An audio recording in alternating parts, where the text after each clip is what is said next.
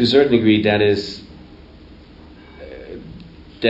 the core and the reason why we're successful, because it's a very fine line to balance on and to walk on, and we've been lucky enough to do it somehow successfully.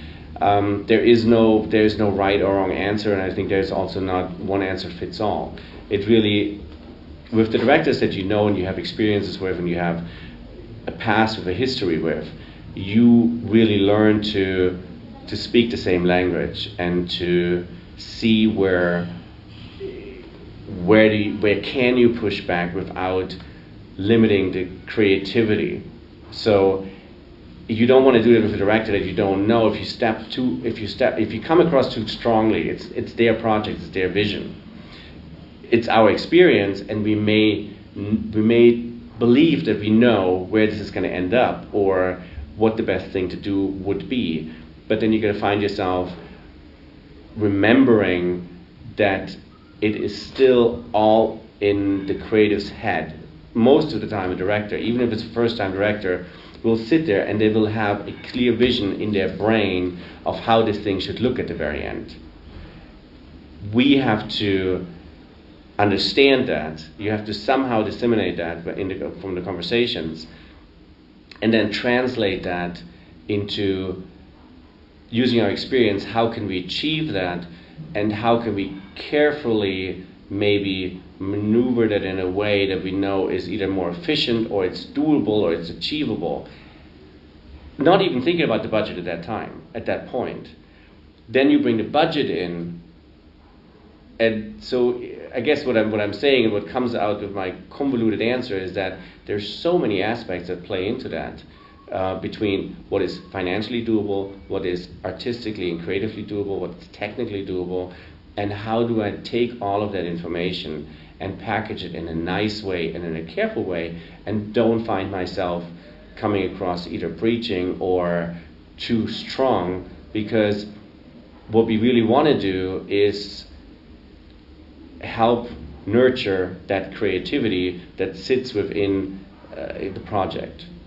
So I guess I'm saying that it's a one-off, it's an individual situation with every director you talk to, and you just got to find yourself managing these things, and it's very, very complex, and I think it's an art form in itself, and I can't give you a really definitive answer on it. One thought, and again, I think your question is a brilliant one, and it gets me thinking about it, because this is really a situation where we do find ourselves a lot of times in that, on that fine line again between wanting and needing to be the director's best friend and creative partner, because especially in these endeavors like Limitless and Black Swan, and where you really are in the trenches with the director, you need his trust and he needs your trust in order to push through these creative decisions. But also parallel to that, you are the provider for your clients. So the studio and the producers are looking at you and saying, okay, remember, here's the budget, and you guys were chosen because you have experience in what you're doing, not only from a creative standpoint, but also bringing home visual effects at a budget, meaning the budget that the project has. So that is this really, really sensitive area that hopefully you can play a little bit good cop, bad cop, having a good producer on your side. So the visual effects supervisor ideally doesn't even talk about money and try to get it totally out of his head or her head. And the producer is the bad cop who comes in and says, that's all wonderful and I appreciate your thoughts and your creativity, but here's reality. So it's an art form in itself. Now, what we can talk about is we've just started a very sizable project that we're doing out of our Vancouver office. It's called Warm Bodies. It's for Summit. It is a wonderful endeavor. We're pushing some of our internal limits using some technology, that performance capture technology that we have not done in the past. we've touched on it, but not to the degree that we're going to embody it in this project. And we have it soup to nuts, as they say, so we have the whole thing, do it in-house as a sole vendor. Very excited about it. We're doing the on-set right now in Montreal. Parallel to that, we're finishing up Muppets right now for Disney. It may actually be that as we're sitting here, the last shots are being delivered. It was a very, very exciting project. Went on for a little bit over a year.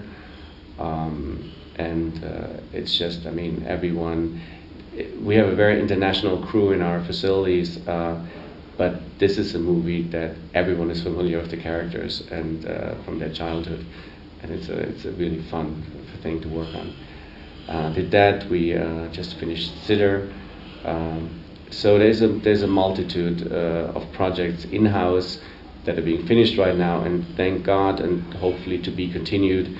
The pipeline is nicely filled for the foreseeable future.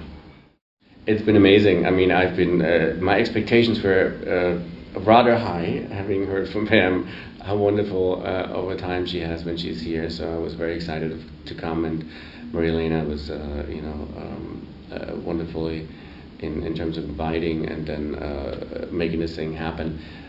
Having come here, if anything, it's surpassed my expectations. I think that the creative community is represented in a way that is second to none, and being able to have, from a speaker standpoint, to mix and mingle with your peers and reacquaint yourself with some who have ventured off on projects for years in other parts of the world, and just see your friends and peers. In addition to being able to share your knowledge and to partake from knowledge from others is amazing, and then pass it on to the student body who is here too. It's been a really wonderful experience, and it continues, which I'm excited about.